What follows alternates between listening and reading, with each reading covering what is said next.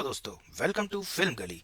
एक ही रात, एक ही वक्त और एक ही जगह से 17 बच्चे गायब हो गए। पुलिस उलझ चुकी है, माँ बाप परेशान हैं और सबकी नजर एक ही शख्स पर है। क्या यह किसी की साजिश है या फिर इसके पीछे कोई ऐसी ताकत है जिसे हम समझ नहीं सकते? जानने के लिए चलिए देखते हैं द मूवी वेपन्स की पूरी कहानी सिर्फ और सिर्फ फिल्म गली पर। फिल्म की शुरुआत होती है और हम देखते हैं कि 2:17 पर एक ही शेड के 17 बच्चे अपने अपने घरों से बाहर निकलते हैं और एक खास जगह की तरफ दौड़ते हैं और फिर कभी भी लौटकर घर वापस नहीं आते, क्योंकि वो गायब हो जाते हैं। हालांकि उनके घर में सीसीटीवी कैमरास और अलार्म लगे हुए थे, लेकिन जब तक उनके मॉम डैड को पता चला, जब तक बहुत देर हो चुकी थी। सीसीटीवी कैमरास से ही पता चलता है कि बच्चे एक ही जैसा पोज, जो प्लेन का पोज होता है, वो बना के भाग रहे होते हैं और सेम टाइम पर 2:17 पर। गौर करने वाली बात यह है कि सभी बच्चे एक ही स्कूल के, एक ही क्लास के थे। क्लास में टोटल 18 बच्चे थे, जिनमें से 17 बच्चे गायब हो गए थे, लेकिन एक ही बच्चा था जो कि गायब नहीं हुआ था। अभी उन सब बच्चों को, जिसको नाम की टीचर पढ़ाती थी, शक के घेरे में उन्हें पता किया गया। और दूसरा बच्चा जो कि गायब नहीं हुआ था, उसका नाम था एलेक्स।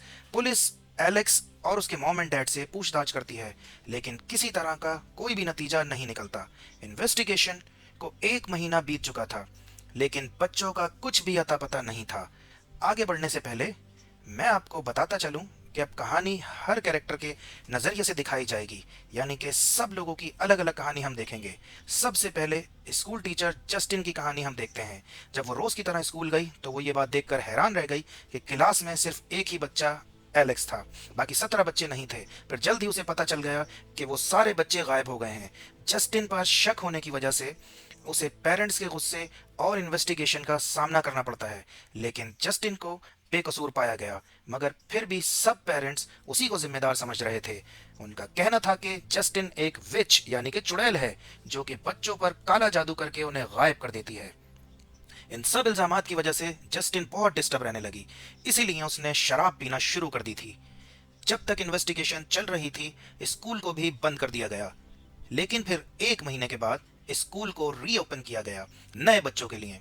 लेकिन उससे पहले एक बड़ी पेरेंट्स मीटिंग बुलाई जाती है, जिसमें सभी विक्टिम पेरेंट्स भी आए हुए थे, यानी शिकार हुए जिनके बच्चे गायब हो गए थे। आज भी वो जस्टिन पर ही इल्जाम लगा रहे थे, जिस पर वो अपनी सफाई में कहती है कि मैं बेकसूर हूँ, मैंने बच्चों का कुछ नहीं बिगाड़ा, बल्कि मैं तो बच्चों से प्यार करती हूँ। प्रिंसिपल भी जस्टिन का साथ देता है। उसने कहा कि ये सच कह रही है, ये बेकसूर है, उल्टा ये तो खुद ही विक्टिम है। मगर पेरेंट्स में से आरजे नाम का आदमी बढ़ चढ़कर जस्टिन पर इल्जाम लगाने लगता है, यहाँ तक कि उसे विच तक बुलाता है। देखते ही देखते सब लोग बेकाबू होने लगते हैं। वो तो जस्टिन को मारने के लिए ही आगे बढ़ते हैं, लेकिन प्रिंसिपल जस्टिन का बचाव करता है और सिक्योरिटी के साथ उसे वहां से निकाल दिया जाता है। पर उसे कहा जाता है कि वो फौरन यहाँ से अपने घर जाए और घर से बाहर ना निकले। इसके बाद जस्टिन अपनी गाड़ी में बैठी घर आ जाती है। सारी चीज़ों से काफ़ी दुखी थी, इसीलिए शराब पीने लगती है। तभी बेल बजती है और इसने आवाज़ लगाई कि कौन है, लेकिन कोई जवाब नहीं आता। इसीलिए वो जाकर सुराख से झांकती है, लेकिन बाहर कोई भी नहीं दिखाई देता। उसे बहुत अजीब लगता है। उसने खिड़की से बाहर हर तरफ देखा, लेकिन फिर भी कोई नजर नहीं आता। इसीलिए वो रिलैक्स होकर जाने लगती है, लेकिन अचानक दरवाजे पर जोर जोर से नॉक होना शुरू होता है। तो जस्टिन घबराहट में उसने बोला कि कौन है, तुम्हें समझ नहीं आ रही, जाओ यहाँ से। जिसके कुछ देर बाद वो हिम्मत करके एक औजार लेके बाहर आती है। उसने देखा कि कोई उसकी गाड़ी पर बड़ा सा विच लिखकर भाग गया है।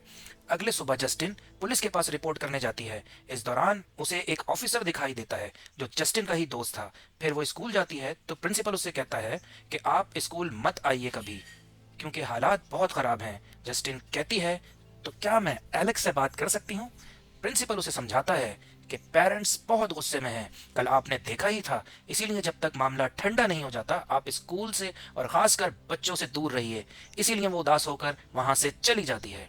शाम को वो बार में अपने ऑफिसर दोस्त से मिलती है। उसके हाथ पर पट्टी लगी देखकर जस्टिन पूछती है कि ये क्या है, तो वो बताता है कि एक अजीब से केस के दौरान चोट लग गई थी। जस्टिन उसे बताती है कि सब मुझे विच समझ रहे हैं और किसी ने मेरी गाड़ी पर भी विच लिख दिया है। तब ऑफिसर किसी तरह उसका मुंह ठीक करता है। अगले दिन जस्टिन ऑफिसर को कहती है कि मुझे लगता है कि एलेक्स को कुछ तो पता है, हमें उससे बात करनी चाहिए। लेकिन ऑफिसर उसे मना कर देता है, क्योंकि इन्वेस्टिगेशन चल रही है ना, उन्हें अपना काम करने दो। और तुम इन सब में मत पड़ो, ये सब कहकर वो चला जाता है। लेकिन जस्टिन नहीं मानती और स्कूल से घर जा रहे एलेक्स का पीछा करती है और उसे घर के अंदर जाते हुए देखती है। फिर वो जाकर डोर बेल बजा देती है, लेकिन दरवाजा खोलने कोई नहीं आता। वो पूछती है अंदर कोई है, लेकिन कोई जवाब नहीं आता, आवाज भी कोई नहीं आती, जैसे अंदर कोई हो ही ना। पर थोड़ी देर पहले ही एलेक्स तो अंदर गया था और किसी ने उसके लिए डोर भी खोला था। इसीलिए जस्टिन को यहाँ बड़ी गड़बड़ लग रही थी। उसे जानना था कि आखिर यहाँ चल क्या रहा है। मगर घर की सब खिड़कियों को पेपर से बंद कर दिया गया था। फिर वो दूसरे गेट से घर के बैक साइड्स की तरफ जाती है, जहां पर किस्मत से एक विंडो से थोड़ा सा पेपर हटा होता है और नजर आ रहा होता है। अब जस्टिन उसी में से अंदर झांक कर देखती है कि घर के अंदर बिल्कुल अंधेरा था और अंधेरे में दो लोग बैठे थे, जिन्हें देखकर वो घबरा जाती है और हड़बड़ी में उससे वहां रखा बेलचा गिर जाता है। ये देखकर वो और ज्यादा डर जाती है, लेकिन उस आवाज के बाद भी कोई बाहर नहीं आता। इसीलिए वो दोबारा झांक कर देखती है तो अब भी वो दोनों वैसे ही बुद्ध बनकर बैठे होते हैं, जैसे कि कोई स्टैचू बैठे हों। उसे वो बहुत अजीब लगता है और वो इस बारे में प्रिंसिपल से बात करती है कि एलेक्स के पेरेंट्स के साथ कुछ तो गड़बड़ है, एलेक्स किसी प्रॉब्लम में है और आपको अपनी तरफ से वहां जाके चेक करना चाहिए। प्रिंसिपल कहता है ठीक है, मैं सब देख लूंगा, लेकिन तुम इन सब से दूर रहो प्लीज। इसके बाद जस्टिन वहां से स्टोर चली जाती है अपनी ड्रिंक्स लेने के लिए, लेकिन वो बिल्कुल अनजान थी कि कोई लेडी उसका पीछा कर रही होती है। अचानक पीछे से आकर वो जस्टिन के बाल पकड़कर उसे नीचे फेंक देती है और बोतल दिखाकर धमकाने लग जाती है कि तुम घर आई थी ना। जस्टिन कहती है कि मैंने कुछ नहीं किया, मुझे जाने दो। लेकिन वो लेडी बहुत गुस्से में थी और जस्टिन के मुंह पर ड्रिंक गिराने लगती है। इतने में स्टोर में काम करने वाला लड़का उस लड़की को पकड़कर वहां से बाहर निकाल देता है। फिर घर आकर रात को वो सो जाती है। तभी उसको एक सपना आता है जिसमें वो खुद को अकेले स्कूल जाते हुए देखती है। क्लास में आते ही वो देखती है कि उसने देखा कि सब बच्चे क्लास में गर्दन नीचे करके बैठे हुए थे और घड़ी में 2:17 हो रहे थे। तभी एलेक्स सर ऊपर करके देखता है और अजीब सी स्माइल करता है। वो काफी डरावना और किसी जोकर की तरह लग रहा था, जिससे डर कर जस्टिन की नींद टूट जाती है और आंख खुल जाती है। तब वो दोबारा सोने की कोशिश करती है, लेकिन लेटते ही ऊपर छत पर उसे कोई अनजान औरत दिखाई देती है, जिसका भी चेहरा जोकर जैसा था। वो डर कर चीख पड़ती है और असल में वो जागती है और उसे वो एहसास होता है कि वो सपने के अंदर सपना देख रही होती है। अगले दिन जस्टिन फिर से एलेक्स के घर जाती है और उससे बात करने की कोशिश करती है, लेकिन एलेक्स उससे बात नहीं करता, सिर्फ इतना कहता है कि मेरा पीछा मत कीजिए और ये कहकर घर चला जाता है। लेकिन जस्टिन नहीं मानती और वो फिर जाकर दरवाजे पर दस्तक देती है और कहती है कि मुझे पता है कि आप लोग अंदर हो, इसीलिए बाहर आ जाइए। लेकिन फिर भी दरवाजा नहीं खुलता। अब की बार जस्टिन जाती नहीं, बल्कि घर के दरवाजे के बाहर ही डेरा डाल देती है कि कभी तो घर से कोई बाहर निकलेगा। लेकिन दोपहर से रात हो गई थी और कोई भी घर से बाहर नहीं आता। इस दौरान जस्टिन को नींद आ जाती है और उसकी आंख लग जाती है। तभी अचानक घर का दरवाजा खुलता है और एलेक्स की माँ हाथ में कैंची लिए बाहर निकलती है और अजीब तरीके से दौड़ते हुए जस्टिन की तरफ आती है। लेकिन सोता हुआ देखकर जस्टिन को उसे कुछ नहीं कहती, सिर्फ कैंची से उसके बाल काटती है। पर यहाँ पर जस्टिन का पार्ट खत्म हुआ। अब हम आर्चर के नजरिए से अगला पार्ट देखेंगे। वही सिंगल बाप जो जस्टिन पर विच होने का इल्जाम लगा रहा था, क्योंकि आर्चर का बेटा भी गायब था, जिसकी वजह से वो काफी डिस्टर्ब था। ज्यादा टाइम बस वो अपने बेटे की वही रिकॉर्डिंग देखता रहता था और कोई सुराग ढूंढने की कोशिश करता था। पुलिस स्टेशन के चक्कर लगाता रहता, ये पता करने के लिए कि उसके बेटे की कोई खबर मिली या फिर नहीं। पुलिस वाले भी बस इतना कहते हैं कि इन्वेस्टिगेशन जारी है, कुछ भी पता चलेगा तो हम आपको बता देंगे। फिर शाम को पेरेंट्स मीटिंग में वो जब जाता है तो वहां वो जस्टिन पर फिर से इल्जाम लगाता है और मीटिंग के बाद भी वो जस्टिन का पीछा नहीं छोड़ता। जब वो शराब लेने स्टोर में गई थी, वहां से वो उसका पीछा करके उसके घर तक आ गया था और वही बैल बजाकर कभी दस्तक देकर जस्टिन को डरा रहा था और उसकी गाड़ी पर विच भी इसी शख्स ने लिखा था। ये रात में जब आर्चर सो रहा था, तब अचानक उसकी आंख खुलती है और उस वक्त 2:17 हो रहे थे। तभी उसको कोई आवाज आती है। आर्चर को लगता है कि उसका बेटा है और वो घर में हर तरफ उसको ढूंढने लगता है, लेकिन कोई भी नहीं दिखाई देता। जब अचानक दरवाजा खुलता है और वो भागकर बाहर देखने की कोशिश करता है तो दूर उसे उसका बेटा दिखाई देता है, जो उसे प्लेन वाले पोज में भागता हुआ दिखता है और एक घर में चला जाता है। आर्चर भी घर के अंदर चला गया और हर जगह बेटे को ढूंढने लग जाता है। इसी दौरान वो ऊपर वाले कमरे में चेक करने जाता है तो वो देखता है कि जहां बेड पर कोई लेटा हुआ दिखाई देता है, जो कि उसका बेटा ही था। आर्चर उससे पूछता है, बेटा तुम कहाँ चले गए थे? लेकिन वो कोई जवाब नहीं देता, जिससे आर्चर रोने लग जाता है और कहता है, बेटा मुझे माफ कर दो, मैं तुम्हारे पास नहीं था, तुम्हारे लिए कुछ नहीं कर पाया, मैंने तुम्हें बहुत याद किया, तुमसे बहुत प्यार करता हूँ मेरी जान। तभी उसके बेटे के चेहरे पर लाइट पड़ी, जिससे उसे नजर आया कि उसके बेटे की जगह एक अजीब सा जोकर था, जिससे डरकर आर्चर की आंख खुल जाती है। वो सिर्फ एक ख्वाब देख रहा था, बिल्कुल जस्टिन की तरह। इस सपने से उसे कुछ तो क्लू मिल जाता है। वो बाहर जाके उस टावर को देखता है और उसे याद आता है कि सपने में मेरा बेटा टावर की डायरेक्शन में ही भागा था। इसीलिए वो मैप लेकर अपने घर से टावर की तरफ एक लाइन बनाता है और फिर वो एक और पेरेंट के घर जाता है जिनके बेटे भी गायब हो गए थे। वो इनके घर से भी एक लाइन खींचकर निशान लगाता है। ऐसा वो इसलिए कर रहा था क्योंकि सभी बच्चों का गायब होना आपस में जुड़ा हुआ था।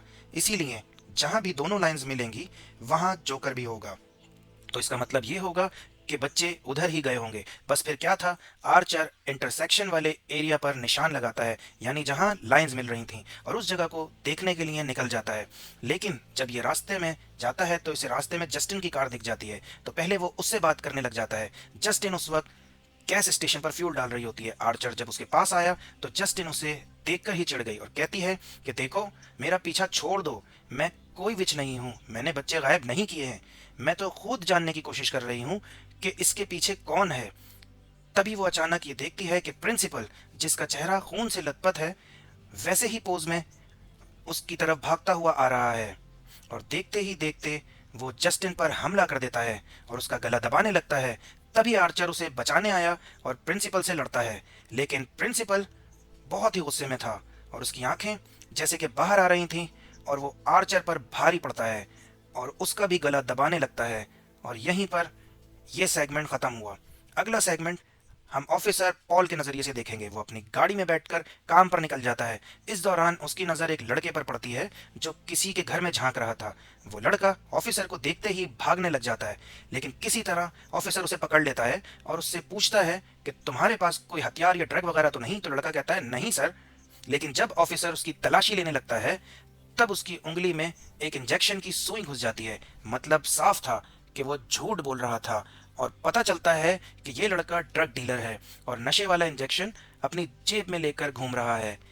ऑफिसर को उस पर बहुत गुस्सा आता है और वो उसे जोर से मुक्का मारता है और उसे फौरन जाकर अपने उस जख्म पर दवाई लगाता है।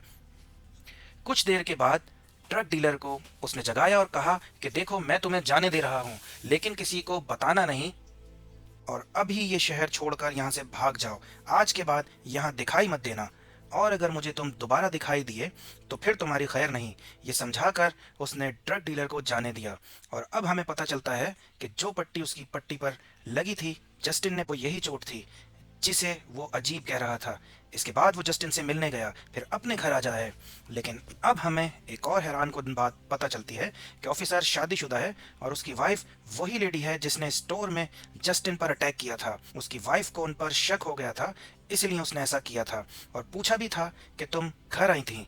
तब ऑफिसर पुलिस स्टेशन जाकर वो बाहर ही घूम रहा था, तभी सामने उसके ड्रग डीलर आता है और उसे देखते ही ऑफिसर को गुस्सा आ गया और वो चिल्लाकर कहता है कि ओए, तुमसे मैंने कहा था। उसे देखते ही वो वहां से भाग जाता है।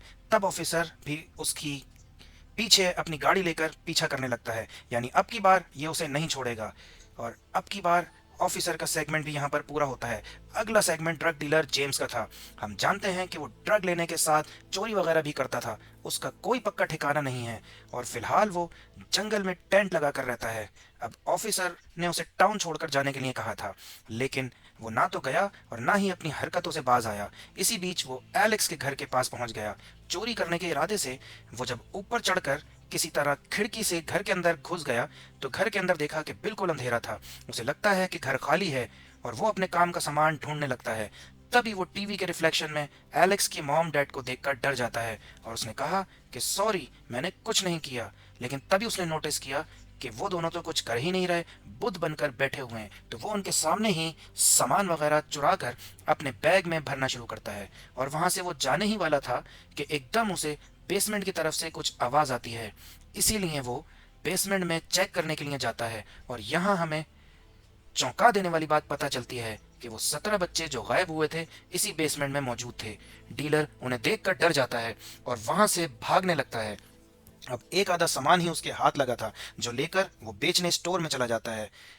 जब उसकी नज़र दुकान में लगे उन मिसिंग बच्चों के पोस्टर पर लगती है जिनके ऊपर इनाम की रकम लिखी होती है, ये देखते ही उसकी आंखों में चमक आ जाती है, क्योंकि उसको तो पता चल गया था कि बच्चे कहाँ हैं और वही बताने और इनाम पाने के लिए वो पुलिस स्टेशन जा रहा था। लेकिन बाहर ही उसे ऑफिसर देख लेता है, इसीलिए डीलर को वहां से भागना पड़ता है। लेकिन वो उससे बचकर जंगल तक पहुंच जाता है, मगर यहाँ उसे डरावनी सी हंसी सुनाई देती है। फिर ये इधर उधर देखता है तो दूर वही जोकर जैसा इंसान खड़ा था जो उसकी तरफ इशारा करता है। उसे देखकर ट्रक डीलर डर गया और भागकर अपने टेंट में घुस जाता है। खुद को समझाने लगता है कि ये असली नहीं है, ये मेरा वहम है, शायद नशे में होने की वजह से मुझे वो दिखा। लेकिन तभी वो टेंट के बाहर देखता है कि उसकी परछाई मौजूद होती है, यानी कि ये कोई वहम नहीं था, वो यहीं आ गया था और यहीं आके टेंट खोलने लग जाता है। तब अपने बचाव में डीलर इंजेक्शन हाथ में उठा लेता है और जैसे ही जिप खुली वो फौरन ही उसके चेहरे पर दे मारता है। पता चला कि वो ऑफिसर है। इस बार ऑफिसर को और ज्यादा गुस्सा आता है और ऑफिसर उसे जान से मारने ही वाला था। तब डीलर कहता है कि मुझे पता है कि वो बच्चे कहाँ हैं, उस घर की बेसमेंट में हैं। तब ऑफिसर रुक जाता है और कहता है ठीक है, मुझे लेकर चलो, दिखाओ मुझे। फिर ऑफिसर उसे हथकड़ी लगाकर पाँव में डाल देता है और डीलर गाइड करके वो उसे उस घर तक ले आता है। तब डीलर कार में ही रहा और ऑफिसर जाकर बेल बजाता है, लेकिन कोई आकर उसके लिए दरवाजा खोलता भी है और उसे अंदर बुला लेता है। तब दूर से डीलर ये सब देख रहा था। फिर वो घंटों उसका वेट करता है, लेकिन ऑफिसर वापस नहीं आता। रात हो जाती है और अब तक कोई वापस नहीं आता और डीलर तंग हो जाता है। पर तभी अचानक दरवाजा खुलता है। ऑफिसर बाहर निकल आया, लेकिन अब वो पहले की तरह नहीं लग रहा था, किसी पागल की तरह लग रहा था, कंट्रोल से बाहर, फुल गुस्से में। वो सीधा कार की तरफ बढ़ता है और ड्रग डीलर को कार से निकालकर उसे घसीटता हुआ घर की तरफ ले जाता है। और यहीं पर यह सेगमेंट भी खत्म हो गया। अगला सेगमेंट प्रिंसिपल मार्कस का है। उसकी कहानी में हम देखेंगे कि वो अचानक वैसा कैसे बन गया था। दोस्तों, ये जस्टिन ने जब बताया था कि एलेक्स के मॉम एंड डैड के साथ कुछ गड़बड़ है, तो प्रिंसिपल ने एलेक्स को बोलकर उसके मॉम एंड डैड को मिलने के लिए आने को कहा था। लेकिन उनके बजाय एक औरत वहां पर आ जाती है जो अपना नाम ग्लैडियस बताती है और उसका कहना था कि मैं एलेक्स की आंट हूँ। अब इसका चेहरा गौर करें तो वही है जिसने जस्टिन आर्चर को सपने में डराया था और जंगल में ड्रग डीलर को, जिससे हमें इतना तो समझ आ जाता है कि ये सारी गड़बड़ यही औरत कर रही थी। खैर, वो बताती है कि एलेक्स के मॉम एंड डैड की तबीयत ठीक नहीं है, इसीलिए वो लोग अभी मिलने नहीं आ सकते। तो एलेक्स की गार्डियन होने की वजह से मैं आई हूँ। लेकिन प्रिंसिपल कहता है कि मुझे तो एलेक्स के मॉम एंड डैड से ही पर्सनल बात करनी है, गार्डियन नहीं चलेगी। इसीलिए वो वहां से चली जाती है। उसके बाद प्रिंसिपल घर आ जाता है और अपने दोस्त के साथ बैठकर टीवी देख रहा होता है। तभी डोरबेल बजती है। वो लोग जाके दरवाजा खोलते हैं तो देखते हैं कि वो ग्लैडियस वही औरत थी जो पानी मांगने के बहाने से घर में घुस जाती है। और यहाँ पर ये सब पता चलता है कि ग्लैडियस असल में एक विच है जो कि काले जादू में बहुत माहिर है। उन्हें अपनी बातों में उलझाकर अपने बैग से अजीब से कांटेदार टहनी निकालती है और उससे अपने हाथ पर वो कट लगाकर उन पर खून लगाती है। इससे पहले कि वो कुछ समझ पाते, वो कैंची निकालकर प्रिंसिपल के दोस्त के बाल काट देती है और घंटी निकालकर बजाती है, जिससे सुनकर प्रिंसिपल उसके कंट्रोल में आ जाता है। फिर वो प्रिंसिपल के दोस्त के बाल इस टहनी पर लपेटकर तोड़ देती है और ऐसा करते ही प्रिंसिपल एकदम से अपने दोस्त पर अटैक कर देता है और उसे पकड़कर नीचे गिरा देता है। फिर उसके मुंह पर काले रंग की उल्टी कर देता है। फिर अपने सर से उसके चेहरे पर बार बार मारता है, जिससे उसका चेहरा बार बार मार मार कर उसका चेहरा फट जाता है और दर्दनाक उसकी मौत हो जाती है। इसके बाद ही ग्लैडिस अपने बैग से जस्टिन के बाल निकालती है जो उसने एलेक्स के मुंह से कटवाए थे जब जस्टिन अपनी गाड़ी में सो रही होती है, और उसके बालों के साथ भी यही करती है। टहनी पर लपेटकर टहनी को तोड़ देती है और उस पर भी काला जादू करती है। इसके बाद प्रिंसिपल भागकर जस्टिन को मारने शुरू कर देता है, जो गैस स्टेशन पर खड़ी होती आर्चर से बात कर रही थी। जो आर्चर उसे बचाने की तो कोशिश करता है, लेकिन प्रिंसिपल उसका ही गला दबाने लगता है। तब जस्टिन अपनी जान बचाने के लिए स्टोर में भाग जाती है।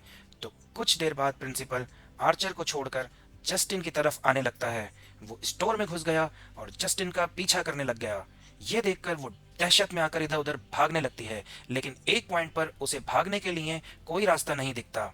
वो घबरा गई और खतरनाक तरीके से वो भागता हुआ उस तरफ आ रहा था, जो देखकर जस्टिन को लगा कि अब तो मैं गई। लेकिन तभी आर्चर बीच में आकर उसे रोक देता है। इस दौरान दोनों जख्मी हो जाते हैं। मौके का फायदा उठाकर जस्टिन सामने से भागने लगती है, लेकिन प्रिंसिपल, जिसकी आंखों में खून उतरा हुआ था, फिर से जस्टिन के पीछे लग जाता है। जस्टिन स्टोर से निकलकर भागती है और अपनी कार में बैठ जाती है, लेकिन प्रिंसिपल ये कार के पास आ जाता है और विंडो को पीटने लग जाता है।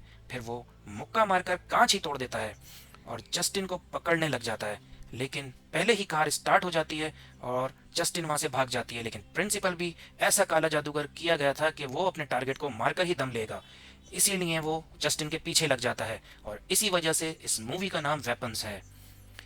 इसी बीच आर्चर भी स्टोर से बाहर आ जाता है और सारा कुछ वो देख रहा था, इसीलिए वो भी अपनी कार लेकर प्रिंसिपल के पीछे जाता है और तभी एक दूसरी कार आकर प्रिंसिपल को उड़ा देती है, जिससे वो वहीं मर जाता है।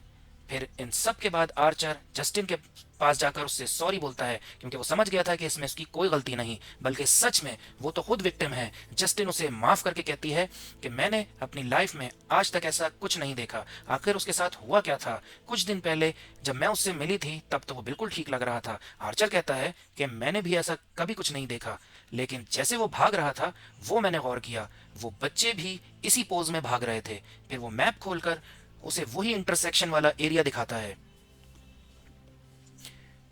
जस्टिन देखती है कि इंटरसेक्शन वाले एक पॉइंट पर जो घर था वो एलेक्स का ही घर था, और यहीं पर सेगमेंट पूरा होता है।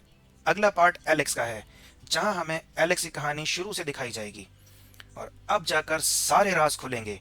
तो यहाँ पर हम एलेक्स को देखते हैं, जो कि रोज की तरह अपने स्कूल जाता है और फिर स्कूल के बाद उसके डैड उसे लेने आते हैं और घर ले जा रहे होते हैं। उसे बताते हैं कि तुम्हारी आंट ग्लैडियस घर पर रहने आ रही हैं। एलेक्स कहता है कि वो क्यों आ रही हैं, मैं उनके साथ कैसे रहूंगा, मैं तो उनको जानता भी नहीं। तब उसके डैड उसे समझाते हैं कि बेटा वो बहुत बीमार हैं और उनका हमारे सिवा कोई नहीं, वो भी हमारी फैमिली का एक हिस्सा है और इस वजह से हमें उनकी मदद करनी चाहिए। इसके बाद रात में हम देखते हैं कि एलेक्स अपने विचेस वाली किताब पढ़ रहा होता है। तभी वो नोटिस करता है कि उसके डैड आंटी ग्लैडियस को ले आए हैं। उसने देखा कि वो काफ़ी बूढ़ी और बीमार लग रही थीं, जो अपने साथ खास किस्म का पौधा भी लेकर आई थीं, जिसे इग्नोर करके एलेक्स सो जाता है। फिर उसके डैड उसे सुबह स्कूल छोड़ने जाते हैं, लेकिन छुट्टी के बाद वो एलेक्स को लेने नहीं आते। सब बच्चों के पेरेंट्स उन्हें ले जा चुके थे, सिर्फ एलेक्स ही अकेला रह गया था। काफ़ी देर वेट करने के बाद अब वो पैदल जाने का फैसला कर देता है। अब वो सोच रहा था कि अगर डैड मुझे क्यों लेने के लिए नहीं आए, वो कहाँ बिजी हो गए। लेकिन जब वो घर पहुंचा तो वो देखता है कि उसके डैड तो घर पर ही थे। उसके डैड को देखता है कि वो नॉर्मल तो नहीं लग रहे होते हैं। तब वो किसी पपेट की तरह बैठे हुए थे और किसी रोबोट की तरह बातें कर रहे थे, जैसे वो किसी की कठपुतली हो और कोई उनसे ये सब करवा रहा हो। सेम हाल उसकी माँ का भी होता है। एलेक्स ये सोचकर परेशान हो रहा था कि मेरे मॉम डैड के साथ ये क्या हो गया। तभी वहां पर ग्लैडिस आ जाती है, जो कि पहले से काफी बेहतर लग रही थी, और एलेक्स विच की कहानी वगैरह तो पढ़ता रहता था, इसीलिए उसे समझ लग जाती है कि ये कोई विच है और इसने मेरे मॉम डैड को कुछ कर दिया है। एलेक्स उन्हें होश में लाने के लिए उनके फेस पर पानी मारता है, लेकिन इसका उन पर कोई असर नहीं होता। तब ग्लैडिस कहती है कि ये अब तुम्हारी नहीं सुनेंगे, सिर्फ मेरी सुनेंगे। फिर वो इन्हें एक डेमो दिखाती है, वही कांटेदार टहनी लेकर उस पर दोनों के बाल लपेट देती है। ऐसा करने के बाद टहनी को तोड़ देती है। फिर जिसके फौरन बाद वो दोनों टेबल पर रखा फॉक उठाकर अपने चेहरे पर घोंपने लगते हैं। ये देखकर एलेक्स घबरा जाता है, ये सब बंद करने के लिए कहता है। तब ग्लैडिस वो टूटी टहनी पानी में डाल देती है, जिससे ये सब रुक जाता है। फिर वो एलेक्स से कहती है कि अगर तुम चाहते हो कि तुम्हारे मैम डैड जिंदा रहें तो बाहर किसी को कुछ मत बताना और जैसा मैं कहती हूँ वैसा ही करना। इस तरह वो एलेक्स को डरा धमका कर उसे अपने पपेट की तरह इस्तेमाल करना शुरू कर देती है, और वो उसे के कहने पर सब कर रहा था। और रोज ग्लैडिस को उस पौधे के सामने जादू करते हुए देखता, जिससे वो धीरे धीरे ठीक होती, यानी हेल्दी और जवान। लेकिन कुछ टाइम बाद वो फिर से बूढ़ी और कमजोर होने लगती है। तब वो एलेक्स को कहती है, अगर तुम मेरा एक काम कर दो तो मैं तुम्हारे मॉम डैड को ठीक कर दूंगी और यहाँ से भी चली जाऊंगी। वो काम था कि एलेक्स को अपने सारे क्लासमेट्स की कोई ना कोई चीज़ लेकर आनी थी, जिससे वो उन पर भी जादू करके अपना कंट्रोल कर सके। अब मासूम एलेक्स ये सुनकर घबरा जाता है और उसे खतरे का कोई अंदाजा नहीं होता और ये मान जाता है। फिर वो स्कूल जाकर सोचता है कि उनका कौन सा सामान चुराना चाहिए। फिर वो सोचता है कि पेंसिल, रेजर या कोई और चीज़ क्या चुराना चाहिए। ये काम रिस्की था। तब उसकी नज़र सब बच्चों के नेम स्टिकर पे पड़ती है। तब वो सोचता है कि इन्हें ही निकाल कर ले जाता हूँ। फिर गेम पीरियड में जब सब बच्चे बाहर खेल रहे थे तो वो क्लास में जाकर सब स्टिकर उतार कर बैग में डाल लेता है। फिर घर जाकर वो सब स्टिकर्स ग्लैडिस को दे देता है, जिसे यूज करके वो 2:17 पर अपना काला जादू स्टार्ट कर देती है। इस तरह सारे बच्चे उसके कंट्रोल में आ जाते हैं और उस पोज में घरों से भागकर ग्लैडिस के पास आ जाते हैं। इस तरह वो सब बच्चों को किडनैप करके बेसमेंट में बंद कर देती है। फिर अगले दिन एलेक्स अकेला ही स्कूल जाता है और धीरे धीरे बात फैल जाती है कि एक ही क्लास के 17 बच्चे गायब हो गए हैं। और जब पूछताछ शुरू होती है तो ग्लैडिस अपने हिसाब से इस मामले को संभाल लेती है। इस तरह उसने इस घर में 17 बच्चे और एक कपल को अंधेरे में बंद करके रखा होता है। सबको खाना खिलाने का काम उसने एलेक्स को ही दिया रहा। एलेक्स सबके साथ अंधेरे में ही रहता था और सबको टाइम पर खाना खिलाकर स्कूल चला जाता। डर की वजह से किसी को कुछ नहीं बताता। बेचारा बच्चा अकेला इतना भयानक राज दिल में दबाकर रहता है और सब कुछ अकेले बर्दाश्त करता है। तो ये थी एलेक्स की कहानी। और अब चलते हैं फिल्म के लास्ट सेगमेंट की तरफ, जहां ये कहानी एंड होगी और हम मजीद चीज़ों को समझेंगे। यहाँ प्रेजेंट टाइम में एलेक्स स्कूल से वापस आया तो घर के बाहर पुलिस की गाड़ी को खड़ा हुआ पाता है। घर के अंदर उसने ऑफिसर और ड्रग डीलर को देखा, जो कि अभी ग्लैडिस के वश में आकर पुतले बन चुके होते हैं। तब ग्लैडिस आकर एलेक्स से कहती है कि अपना सामान पैक करो, हम यहाँ से निकल रहे हैं, और अपना जादू करने के लिए चली जाती है। दरवाजे पर उसने गार्ड के तौर पर उसके मॉम डैड को खड़ा किया हुआ था। इतने में आर्चर और जस्टिन घर के बाहर पहुंच जाते हैं। तभी डोर ओपन होता है और सामने ऑफिसर दिखाई दिया। जस्टिन कहती है कि मैं इसे जानती हूँ, कि वो भी आर्चर के साथ अंदर चली जाती है। और तभी अचानक ऑफिसर और ड्रग डीलर उन दोनों पर अटैक कर देते हैं। आर्चर डीलर से लड़ने लग जाता है और जस्टिन ऑफिसर से बचकर किचन में भाग रही होती है, लेकिन ऑफिसर उसे पकड़ लेता है। लेकिन जस्टिन उससे कहती है कि तुम्हें क्या हो गया है, शांत हो जाओ, लेकिन वो उसकी नहीं सुनता।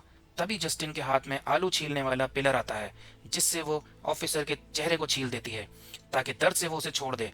लेकिन वो ये देखकर हैरान हो जाती है कि ऑफिसर पर इसका कोई असर नहीं होता, जैसे उसे कोई दर्द महसूस ही नहीं हो रहा। वो उसके सर पर खून सवार था और उसकी आंखें बाहर आ जाती हैं। वो जोर से जस्टिन का गला दबा रहा होता है। वो अपने बचाव में जस्टिन उसकी गर्दन में शूट कर देती है, लेकिन फिर भी वो नहीं मरता। तब वो उसके सर में गोली मारती है, जिससे अब जाकर वो मारा जाता है। फिर वो आर्चर के पास जाती है, जो ड्रग डीलर उसे पकड़कर गला दबा रहा था। तब जस्टिन उसे भी शूट कर देती है और ख़त्म कर देती है। अब आर्चर बेसमेंट में चला जाता है, जहां वो बच्चों में से अपने बच्चों को ढूंढने लगा। तब वो बच्चों में से अपने बच्चों को ढूंढने लगा। उसे वहां अपना बच्चा तो नहीं मिला, लेकिन ग्लैडिस मिल जाती है। तब ग्लैडिस उसे उसका लॉकेट छीनकर उस पर जादू करने लगती है और उसे अपने कंट्रोल में कर लेती है। और ऊपर आर्चर जाके जस्टिन को पकड़ लेता है। तभी कहानी में एक ट्विस्ट आता है। एलिस भागते भागते ग्लैडिस के रूम में पहुंच जाता है और यहाँ पर उसके काले जादू वाली टहनी और विग पड़ी हुई थी। और जो चीज एलेक्स ने ग्लैडिस से सीखी थी, वो टहनी पर ग्लैडिस के बाल लपेटकर टहनी को तोड़ देता है। अब इससे होता यह है कि ग्लैडिस का काला जादू उस पर ही चल जाता है। सारे बच्चे अचानक उसकी जान के दुश्मन बन जाते हैं और उसकी तरफ दौड़ते हैं। ग्लैडिस जान बचाने के लिए इधर उधर भागने लग जाती है, लेकिन बच्चे उसे पकड़ लेते हैं और एक साथ उस पर झपट पड़ते हैं और उसे दरिंदगी दिखाते हुए उसकी आंखें नोच लेते हैं। और वो बच्चे पहले उसका जबड़ा, फिर उसके पूरी बॉडी को पूरी तरह से चीर फाड़ करके रख देते हैं। उसके मरने के बाद आर्चर ठीक हो जाता है और वो जस्टिन को छोड़ देता है। फिर वो बाहर आया, जहां सब बच्चे को घेर कर खड़े होते हैं, जिनमें फाइनली आर्चर को अपना बेटा भी मिल जाता है। जस्टिन एलेक्स को देख रही थी, जो अपने मॉम एंड डैड को गले लगाया हुआ था। लेकिन इन सब के बाद भी कोई पहले की तरह नॉर्मल नहीं होता। वो सब इसी लास्ट स्टेज में रहते हैं। ऐसे ही इस हादसे को 2 साल गुजर जाते हैं, जहां कुछ बच्चे तो ठीक हो रहे थे, लेकिन बाकी सब वैसे ही रहते हैं। अब ऐसा क्यों होता है? क्योंकि वो बच्चे और आर्चर ठीक हो गए थे, तो इसकी वजह मैं आपको बताता हूँ। अब जैसा कि हम जानते हैं कि ग्लैडिस बूढ़ी और कमज़ोर थी, वो हेल्दी और जवान रहना चाहती थी।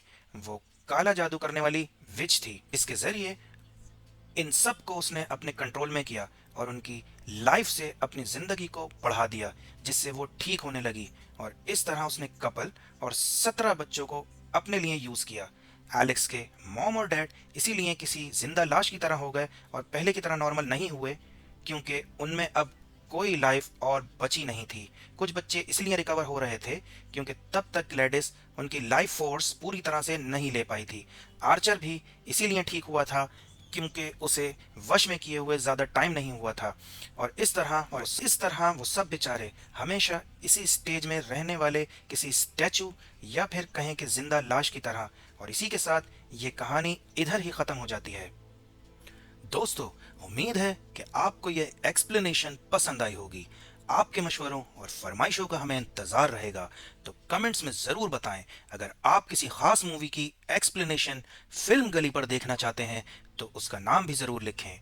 अगर आपको ऐसी ही दिलचस्प फिल्मी कहानियां देखना पसंद हैं तो फिल्म गली को सब्सक्राइब कर लें और बेल आइकन को भी दबा दें ताकि आप हमारी कोई भी नई वीडियो मिस ना करें। बहुत जल्द मिलते हैं एक नई और दिलचस्प कहानी के साथ। तब तक के लिए अपना बहुत ख्याल रखिएगा।